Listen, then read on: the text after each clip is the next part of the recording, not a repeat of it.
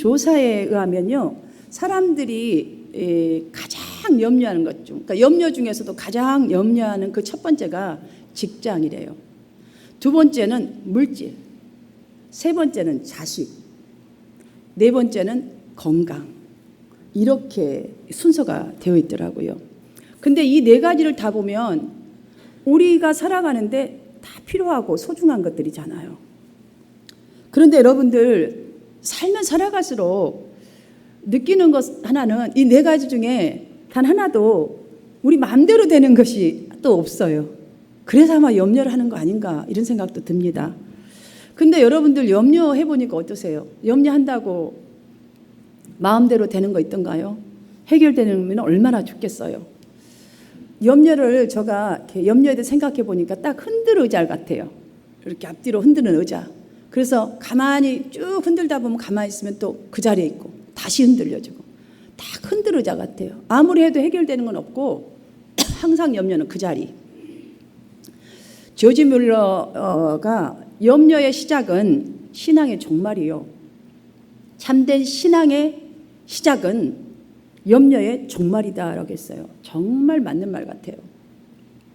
요즘에 우리 삶에서 이 껌딱지처럼 붙어있는 이 염려, 그럼 이 불필요한 이 염려를 좀 하지 않을 방법은 없을까?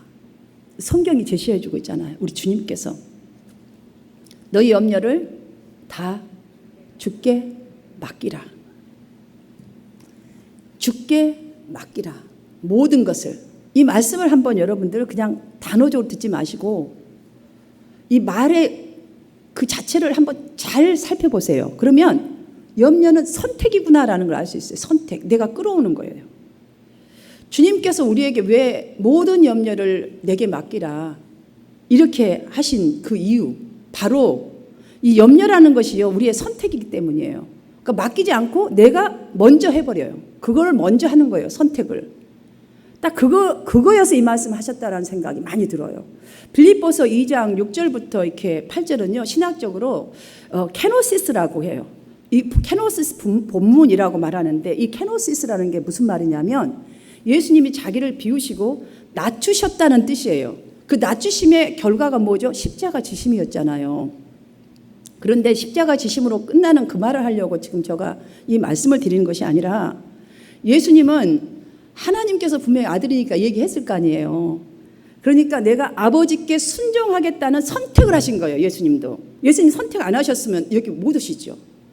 예수님이 아버지 말씀에 선택을 한 거예요. 순종하겠다라고. 그리고 우리를 위해서 이 땅에 오셔서 그래서 십자가를 지신 거예요. 그래서 기도도 나의 원대로 마옵시고 아버지의 뜻대로 하시옵소서라는 것이 저절로 나오게 되는 거예요.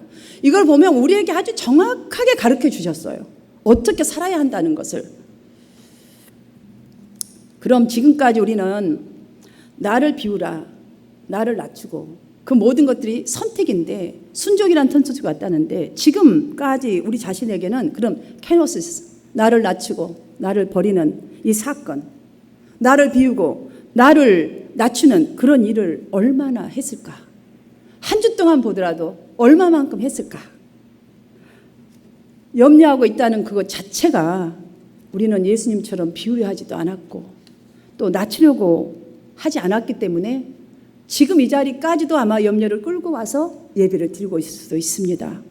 사랑하는 여러분, 그렇기 때문에 염려가 흔들 의자처럼 항상 내 속에서 떠나지가 않고 껌처럼 붙어 있는 거예요.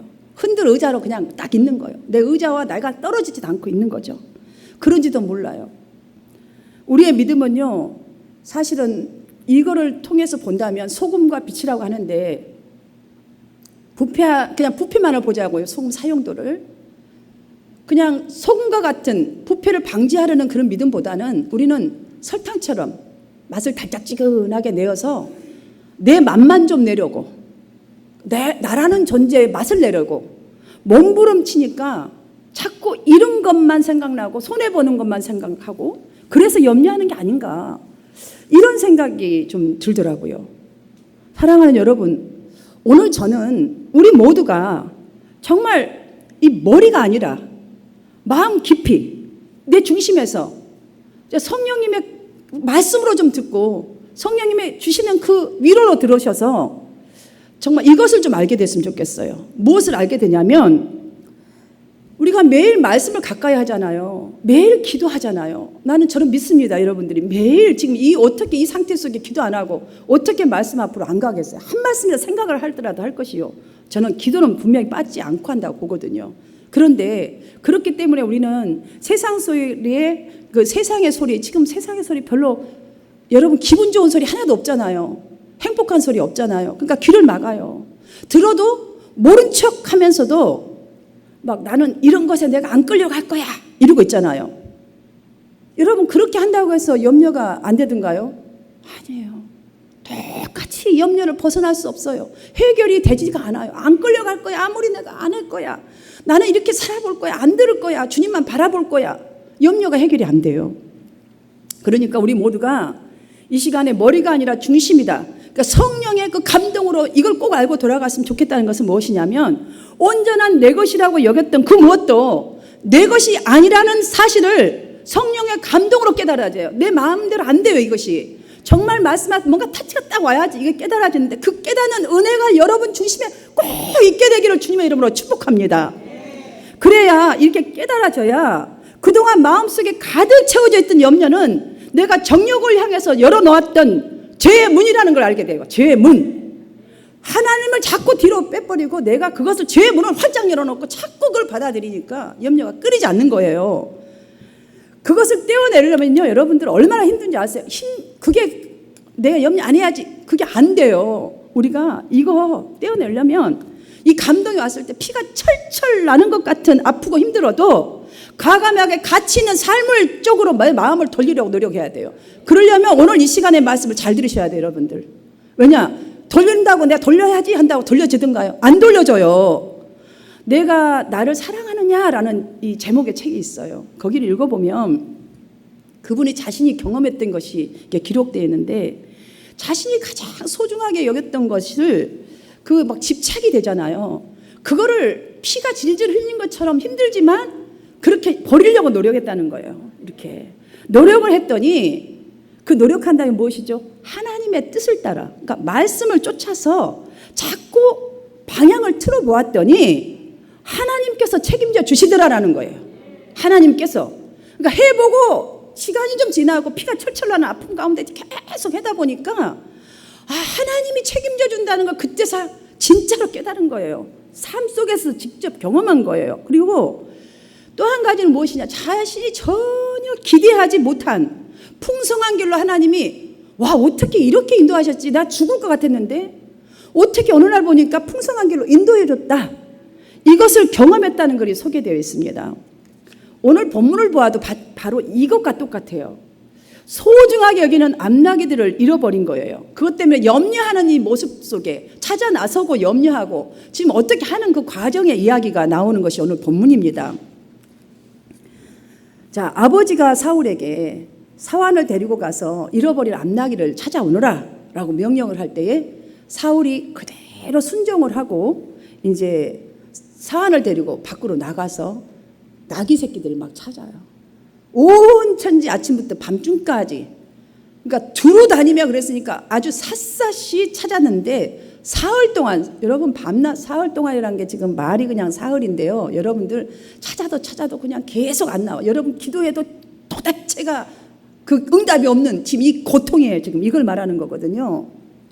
그러자 사울이 사환에게 이렇게 말하죠. 지금쯤 아버지께서는 이런 나귀들을 걱정하는 것보다 우리를 더 걱정하실 것 같다. 그러니까 이제 그만 찾고 포기하고 아버지 품으로 돌아가자. 이렇게 얘기를 해요. 왜냐하면 며칠이 돼도 안 오니 이제 이 아들이 어찌 됐나. 이게 보통 일이야. 무슨 일 생겼나. 아버지가 걱정한다는 거죠. 그러니까 아버지로 돌아가자. 그때의 사환이 내게 좋은 수가 있어요. 라고 말을 하죠. 이 성에 사람들이 존중하는 하나님의 사람, 사무엘 선지라는 분이 있는데 그분이 말하는 것은 무엇이든지 다 이루어져요. 그러니까 우리가 한 번만 가서 그분을 만나서 물어본다면 분명히 그분이 가르쳐 줄 거예요. 이렇게 말하죠. 근데 이 말을 그대로 듣고 그래? 그러면은 우리가 그 성으로 그렇게 해보도록 하자고 그 성을 향하여 떠납니다. 여러분 성을 향하여 떠납니다. 아버지의 순종을 향하여 떠납니다. 자, 나귀를 잃어버린 이 시간, 떠나는 그 시간, 순종하는 그 시간, 사울이 상상도 못할 축복으로 연결된다는 이 사실, 여러분 이 시간 이거를 두고 말씀을 드리세요. 우리에게도 코로나 사건은요, 전혀 예기치 못한, 지금 상상도 못할 일이 사울의 그 잃어버린 사건으로 인하여 헤매고 찾고, 이것이 결국은 왕으로 등극되는 엄청난 축복으로 이어졌던 것처럼 코로나 사건 전혀 예상치 못했어요. 정말 사울이 소중하게 여겼던 그 염려, 근심, 이게 다 우리 거가 똑같아요. 이 사건은요, 우연이 아니에요, 여러분들.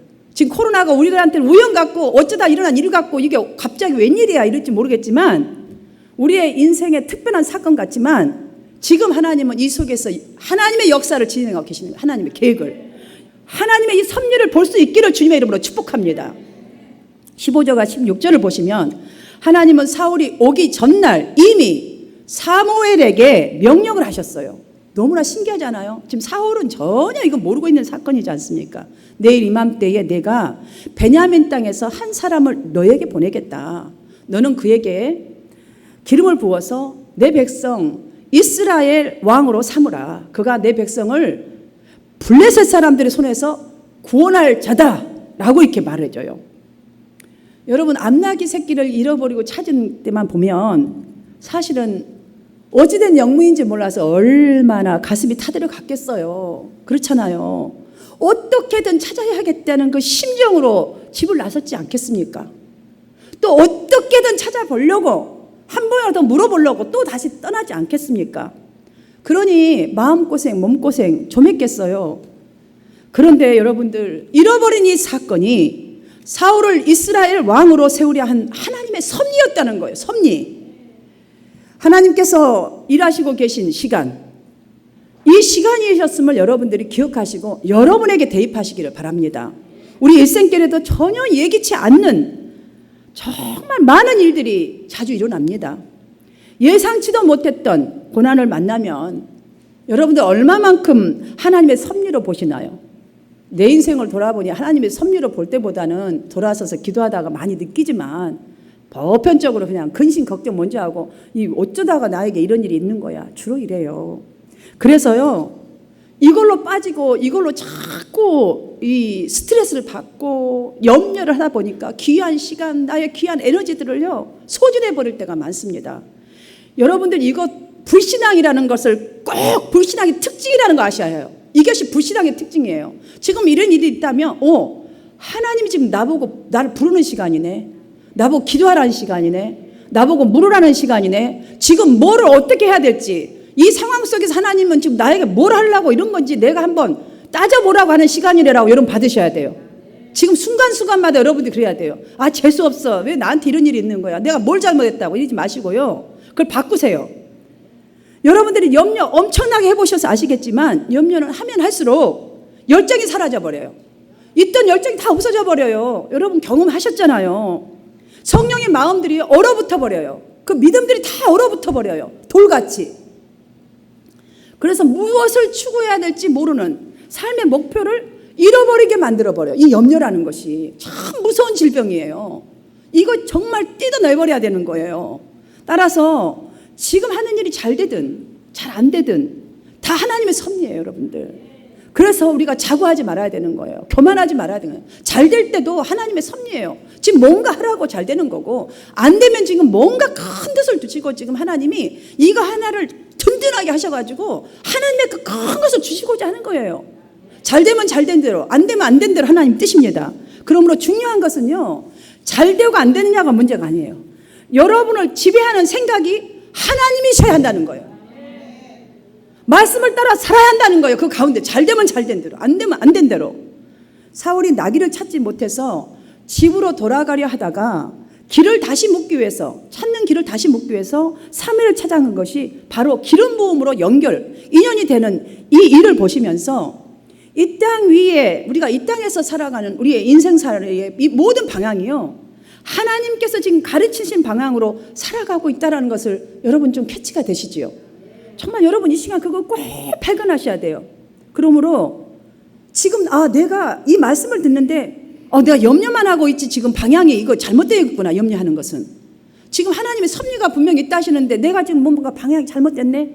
그렇다면 여러분들 방향을 바꾸는 것이 필요한 거예요. 방향을 바꾸셔야 돼요. 어떻게?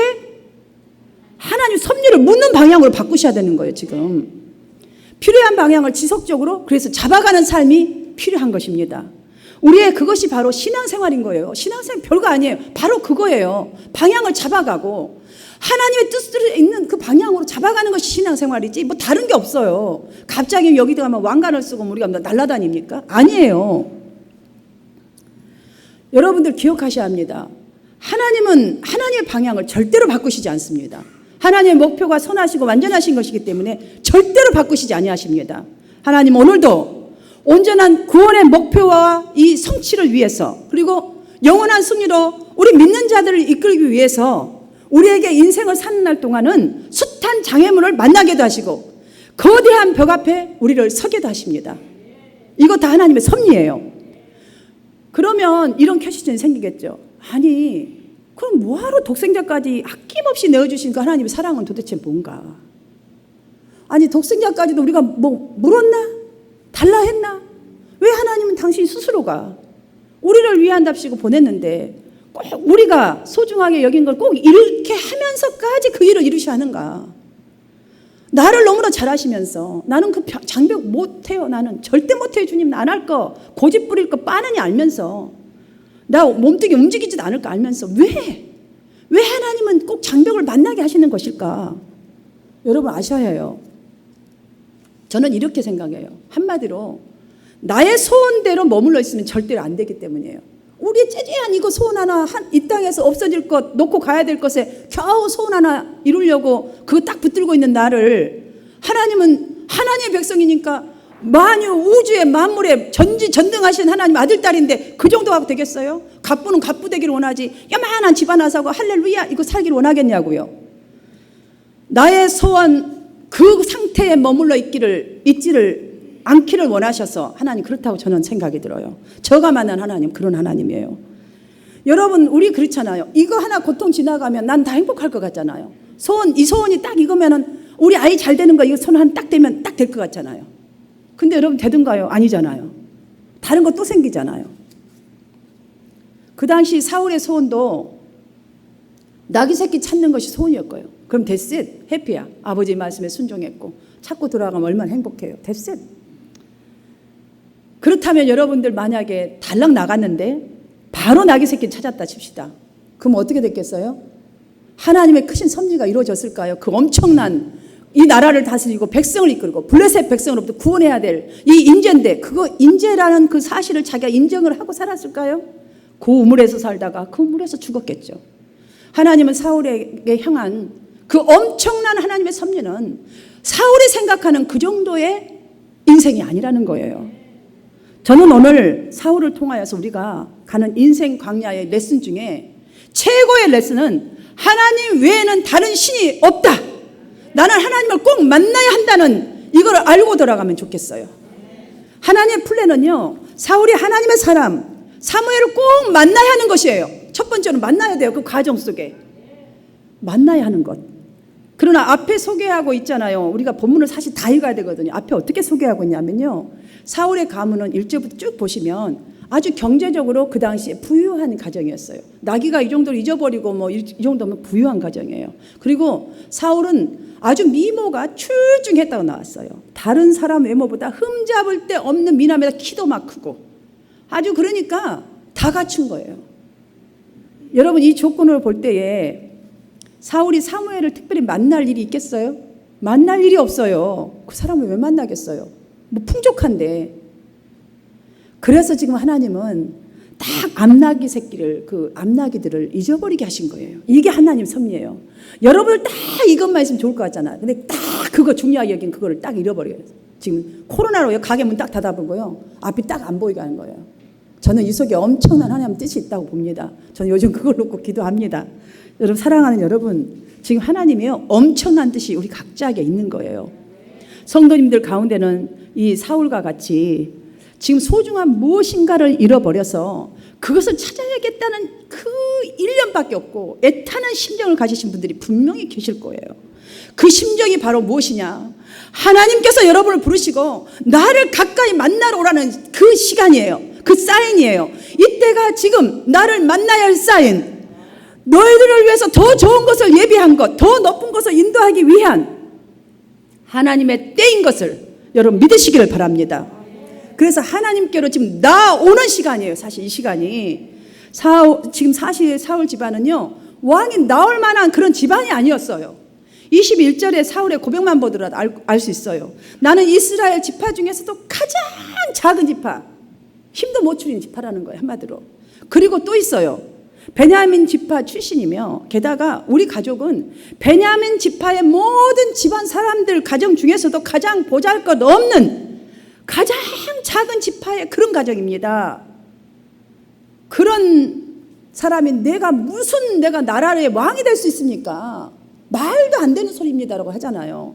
그렇죠. 우리가 여러분들 내가 왕이 된다, 말도 안 된다고 여러분 말하실 거예요. 근데 하나님의 계획이라니까요. 여러분들 하나님의 계획이라는데 왜 믿지 않으세요? 에이, 목사님 내가 이 교회를 살리고 무슨 이 나라를 살리고, 그렇게 하나님의 플랜이라니까요. 사랑하는 여러분, 아멘을 받으셔야 돼요. 그러면 우리는 이런 것 때문에, 이해할 수 없는 이 사건 때문에 염려하는 것보다 오히려 하나님께서 염려하는 나를 보고 지금 뭐라고 말씀하실까? 이것을 걱정해야 될 때예요. 지금 나의 이 모습을 보고 하나님은 뭐라고 말씀하실까? 예, 내가 지금 큰 플랜을 놓고 있는데 너는 지금 잊어버린 이거 하나 때문에 지금 거기에 풍덩 빠져 있느냐? 이 말씀 분명히 하시는 거 물어야지 찾을 수 있죠. 찾아가봐야지, 하나님 찾아가봐야지 만날 수가 있지요.